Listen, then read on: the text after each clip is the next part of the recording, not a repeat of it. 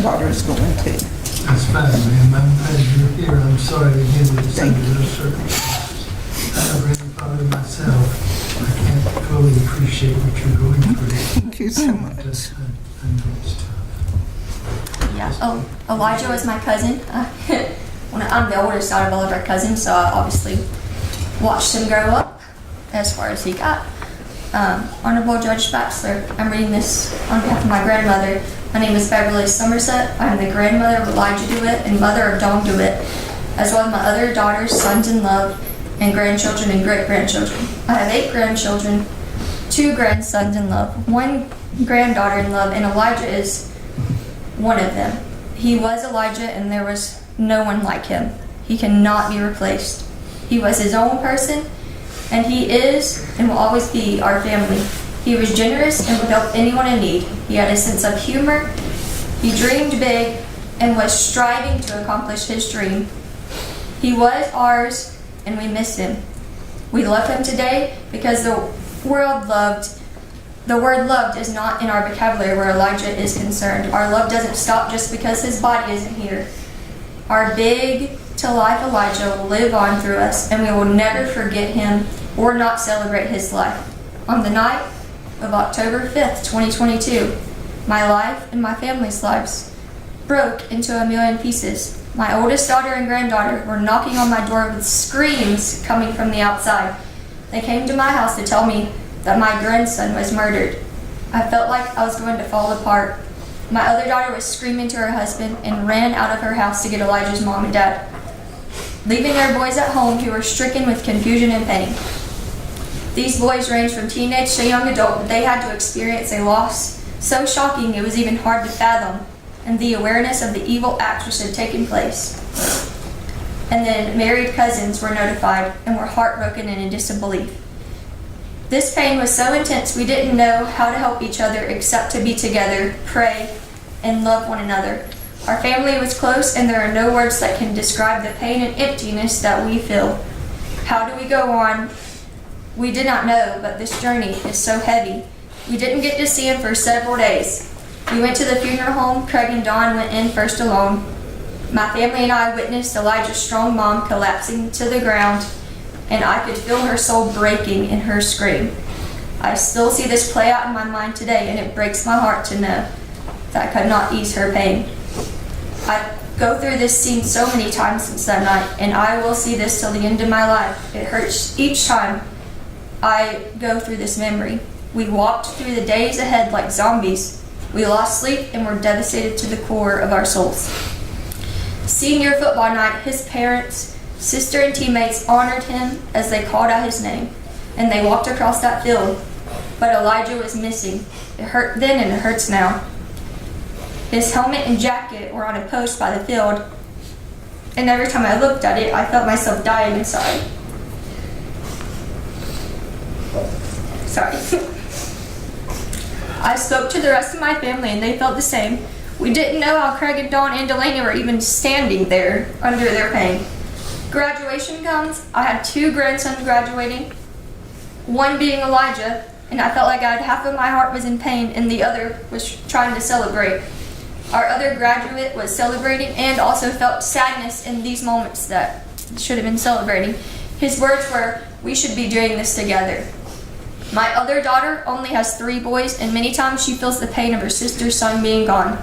Christmas came, and it was a sobering occasion. We all gathered together, and when Craig, Dawn, and Delaney came through the door, it was 3 and not 4. Elijah should be here. Our hearts ached for our loss and theirs. We did our best to make the best of it, and we did for the most part, but the heartbreak of losing Elijah shadows over us. The pain was still very evident in all of our hearts. The senior walk for the baseball team, my grandson, Elijah's cousin, his age, took his number and they mentioned Elijah's name. It was so meaningful, but at the same time, so sad that this event had taken place. We celebrate one and mourn the other. It has ripped apart place for us all. There are those times when I go to the arena to watch Delaney, and I look up where his picture was, and his casket sat on the day of Elijah's service. I want to run, but I realize I can't. I'm there because Delaney is there. She is life, and we have to keep going for the ones still here, no matter how hard the journey. We missed his graduation, and we'll miss Elijah's college football days, his wedding and his children, his kind and caring heart. I miss the Elijah who walked me to the car because I'd been sick and he wanted to make sure I wouldn't fall going to the car. We miss his sheepish grin and his mischievous smile and sense of humor. All of these things ended for us that fatal night. We celebrated his birthday because we are not going to let those occasions go by without remembering him. His first celebration and him only here in our hearts. One of our littles had his picture and was leaving on a trip. She cried for miles because she wanted her Elijah. I have talked to his adult cousins. They feel guilty because they could not have protected him. They couldn't have, but that's what older cousins and siblings think they should do. There are times they are so broken, they are in grief until they feel sick. Cousins with children are so aware of these things that could happen, they won't take their kids to the grocery stores.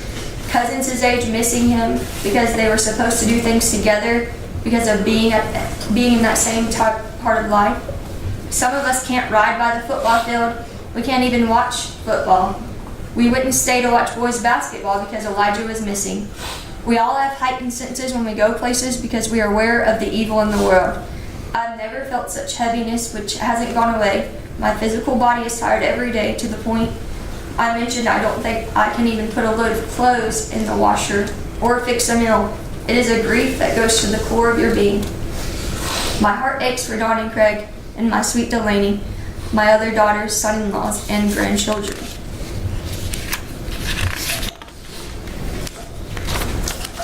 I lost my daughter, and her sisters lost their sister in a sense. She is different, and who wouldn't have been losing their only son so tragically?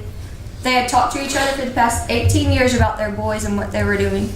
You can't go through such devastating heartbreak and be the same. This journey is not what we have signed up for. It was so unexpected. We talked to each other. We all had the same thoughts. I think many times this didn't happen, and it's not real. And then reality sets in. Elijah was murdered, and it hits you again like a 5-ton of bricks and falls on your head. A piece of our family is missing, and you just go on as before because our family circle is broken, a brokenness only someone who has experienced this can know. You can tell people all day long, but unless they have been through this situation, they cannot know. There's a shadow over us when we are together as a family. Elijah's absence is always with us, and we can never shake it. Family gatherings are not the same and have not been. It is painful. We lost more than just Elijah. Our family dynamics changed, but our love for one another is the same. This has taken us all down physically and mentally. We all have our times of just devastating pain that we can't shake. We lost our Elijah, but in some ways we all lost ourselves. I could go on forever and tell you all our family's heartbreak and how this changed each and every one of us. Every day we carry the heaviness and sorrow of that night.